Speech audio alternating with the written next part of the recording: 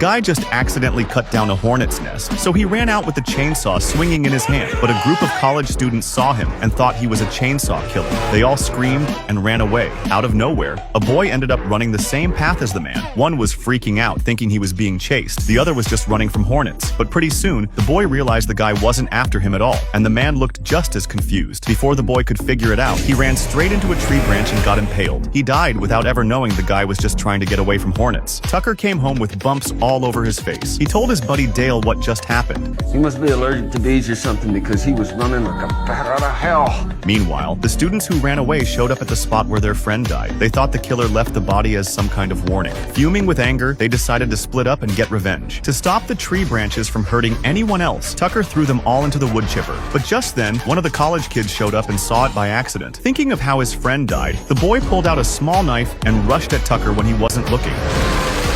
Tucker quickly reached out and tried to pull him out, but just then, a couple of girls nearby saw the whole thing. To them, it looked like the killer had claimed another victim. He pulled out the boy, just half of him. You okay? Meanwhile, Dale was digging a hole with the girl to build an outdoor toilet, but some students were hiding nearby and saw them. They thought the girl was being forced to dig her own grave by those two psychos. One guy in a green shirt couldn't take it anymore and rushed out.